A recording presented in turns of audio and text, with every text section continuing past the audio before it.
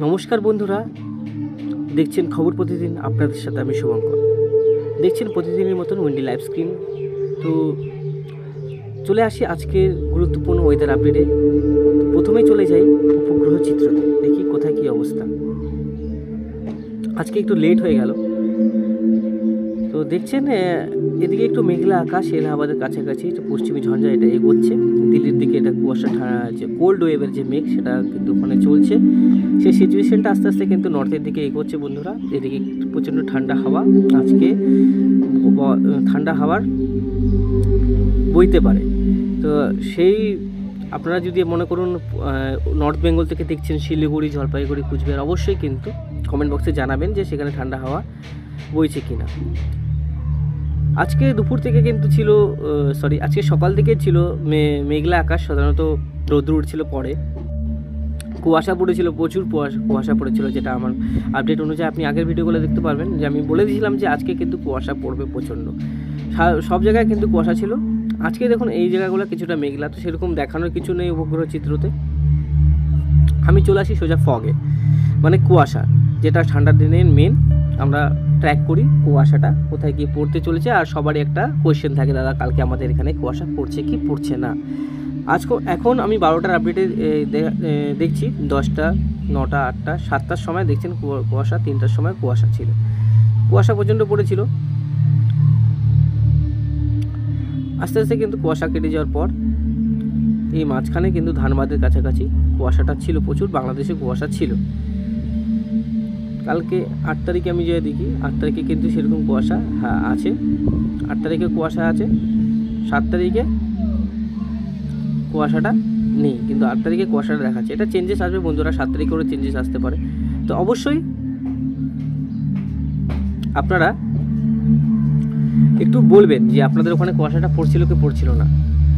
তো বাংলাদেশে ঢাকা, ময়মনসিং এই পাশের জায়গাগুলো আপনি দেখিয়ে দিই।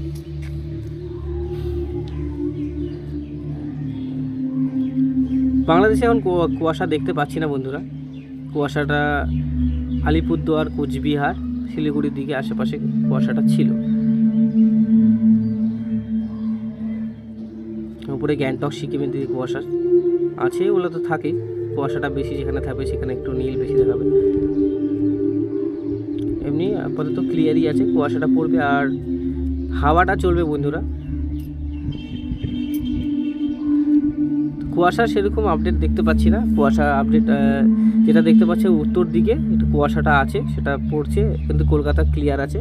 তো টেম্পারেচারের দিকে নিয়ে যাব, তো অবশ্যই এখানকার ঠান্ডাটা কতটা, কোথায় কি ঠান্ডা সেটা আমি দেখে নিই একবার। উপরে 24, নিচে 26, 2 ডিগ্রি ডিফারেন্স, মাঝখানে হচ্ছে ঠান্ডাটা আছে। দেখুন 22-20 ডিগ্রি ধানবাদ, এলাহাবাদ, দিল্লির দিকে, আগ্রা, নিউ দিল্লির দিকে দেখুন 15 ডিগ্রি, এখনকার ডিগ্রি 15। তো ওখানে কোল্ড ওয়েভ সিচুয়েশন চলছে।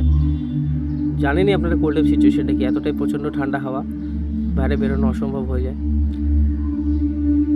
এখন 25 ডিগ্রি সেলসিয়াস, এদিকে 26-27 ডিগ্রি সেলসিয়াস। বাংলাদেশে একটু টেম্পারেচারটা একটু কম হলেও যে সমুদ্র উপকূল অঞ্চলে 26 ডিগ্রি সেলসিয়াসের কাছাকাছি আছে। আমি আজ রাতের দিকে নিয়ে যাই ঠান্ডাটা। এদিকে শিলংয়ের দিকে থাকবে 8 ডিগ্রি সেলসিয়াস, আর রাত 8টার সময় নর্থের দিকে থাকবে 16-17 ডিগ্রি সেলসিয়াস। মাঝখানের দিকে থাকবে, মালদার দিকে থাকবে 16 ডিগ্রি সেলসিয়াস। মালদা, বীরভূম, মুর্শিদাবাদ, বহরমপুরের দিকে কাছাকাছি থাকবে 16-17 degree Celsius. Bankura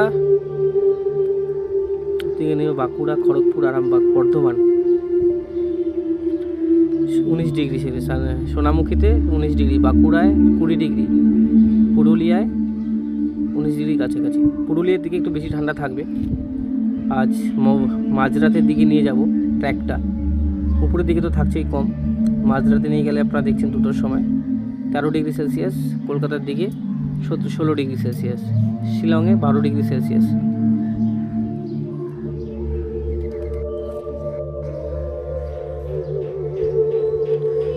degree Celsius 7টার সময়। 5টার সময় মেন সবথেকে তাপমাত্রা কম থাকে, 12 ডিগ্রি সেলসিয়াসের কাছাকাছি উত্তর দিকে। কলকাতায় 16 ডিগ্রি সেলসিয়াস, দিল্লির দিকে আরও কম থাকবে। দিল্লিতে দেখুন 8 ডিগ্রি, 5 ডিগ্রির কাছাকাছি চলে যাচ্ছে, সব থেকে কম। উপরের দিকে -3 -1 গ্যাংটক, দার্জিলিংয়ের কাছাকাছি হচ্ছে 8 ডিগ্রি সেলসিয়াস, 7 ডিগ্রি সেলসিয়াস, প্রচণ্ডই ঠান্ডা। গুয়াহাটির দিকে 6 ডিগ্রি সেলসিয়াস। আমি একটু ট্র্যাকটা পিছন দিকে নিয়ে যাই, পিছন দিকে নিয়ে গেলে আপনারা বুঝতে পারবেন। পিছন দিকে নিয়ে গেলে আপনার মধ্যে 12 ডিগ্রি সেলসিয়াস, কলকাতার দিকে 25 ডিগ্রি সেলসিয়াস।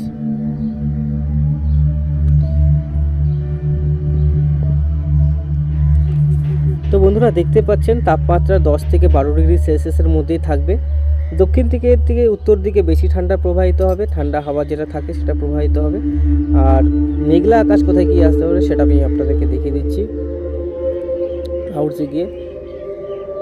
তো পশ্চিমী ঝঞ্ঝার জন্য দেখুন এইসব জায়গায় এখন মেঘ দেখাচ্ছে, কিন্তু স্যাটেলাইটে দেখাচ্ছে মেঘ নেই। তো অবশ্যই কিন্তু আপনারা জানাবেন যে সেখানে আপনারা মেঘ আছে কি আছে নেই।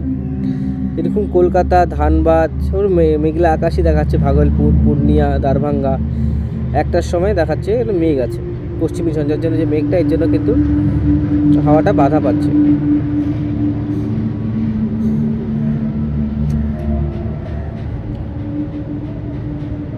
দেখুন মেঘটা আস্তে আস্তে ক্রস করবে, পশ্চিমী ঝঞ্ঝাটা পাস করবে।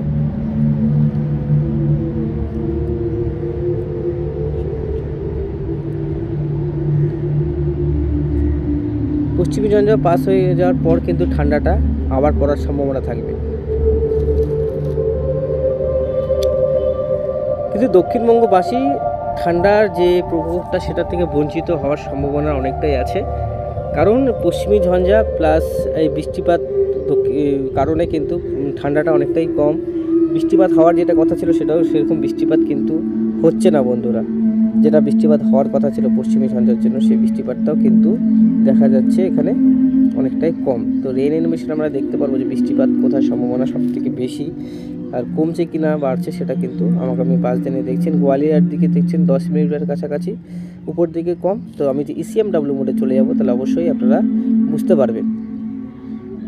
নেক্সট 10 দিনে ECMWতে দেখতে পাচ্ছেন বৃষ্টিপাত যে আছে এখানটা দেখাচ্ছে কলকাতা, প্লাস উপর দিকে এখন বৃষ্টিপাত হালকা, রংপুরের কাছে কিন্তু 7 বৃষ্টিপাত, গোয়ালপাড়া, আলিপুরদুয়ার, শিলিগুড়ি, গ্যাংটক, সিকিম বৃষ্টিপাত চারিদিকে কিন্তু স্প্রেড করছে।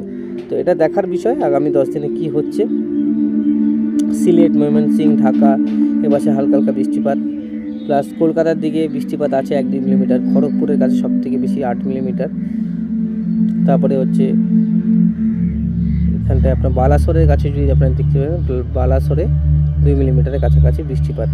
তো মৎস্যজীবীদের জন্য এখন কোনো আপডেট নেই। ঘূর্ণবর্তটা কী অবস্থায় আছে সেটা আমরা দেখিনি। একটা ঘূর্ণবর্ত তৈরি হচ্ছে সমুদ্রে, সেটা বঙ্গোপসাগরে তৈরি হয়েছে। যে ঘূর্ণবর্ত এটা আস্তে আস্তে কিন্তু আমাদের ভারতবর্ষের দিকে এগোবে।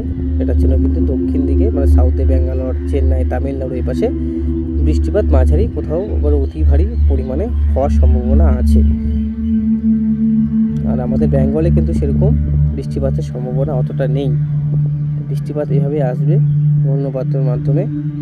দেখুন সব জায়গায় কিন্তু ক্লিয়ারই আছে, উপর দিকে কিন্তু বৃষ্টিপাত আমি দেখতে পাচ্ছি। আমি যদি বৃষ্টিপাতের রেইন অ্যানিমেশনে নিয়ে যাই, এই দেখেন বৃষ্টিপাতটা বজ্র বিদ্যুৎ সহ বৃষ্টিপাত দেখেন আসছে। ঠান্ডা স্ট্রং সঙ্গে গ্যাংটক, সিকিম,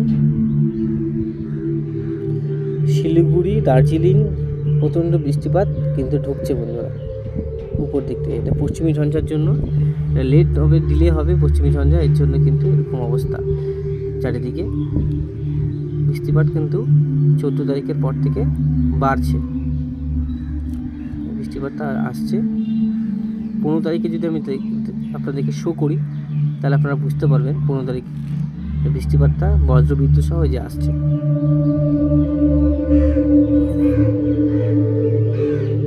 এই বৃষ্টিপাতের পরিমাপটা এখানে রংপুরে, বাংলাদেশের রংপুরে ভালো বৃষ্টি আছে, প্লাস আপনার আসাম, শিলচর, শিলং, গুয়াহাটি, গোয়ালপাড়া, টুরা, আলিপুরদুয়ার, শিলিগুড়ি, গ্যাংটক, থিম্পু,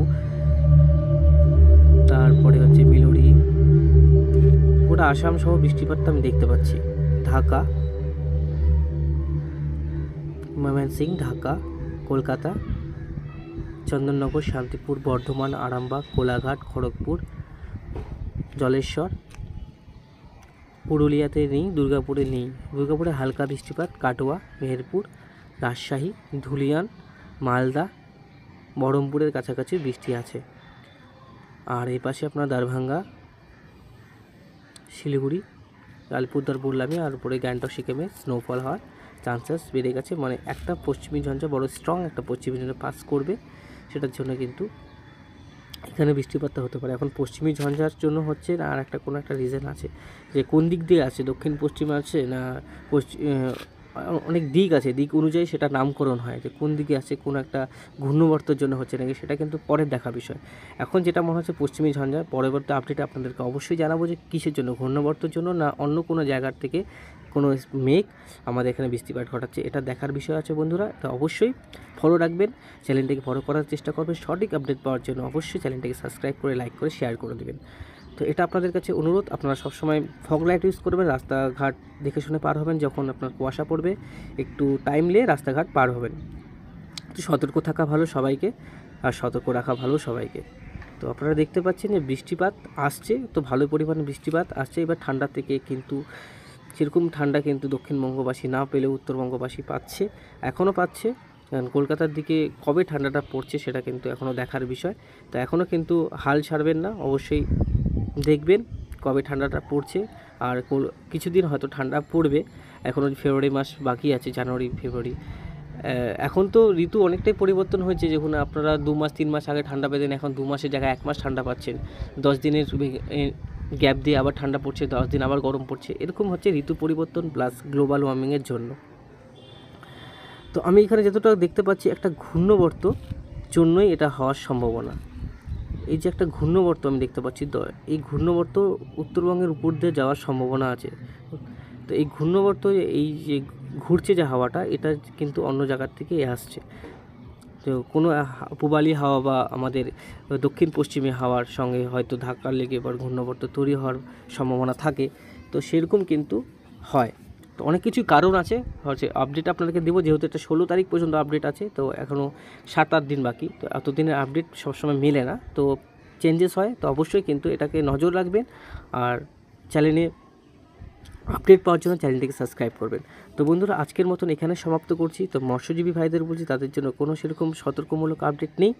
আর চাষিজীবী ভাইদের জন্য সতর্কমূলক আপডেট যেটা আছে, 16 তারিখ বজ্রবিদ্যুৎ সহ উত্তরবঙ্গের দিকে বৃষ্টিপাত হবে, আর দক্ষিণবঙ্গের দিকে কিছু অংশে, কিছু জেলাতে মাঝারি বৃষ্টি হওয়ার সম্ভাবনা আছে।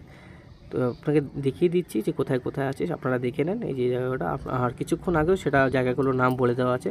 তো অবশ্যই চ্যানেলে থাকবেন, সতর্ক থাকবেন। ধন্যবাদ বন্ধুরা, আজকের মতন এখানেই সমাপ্ত করছি।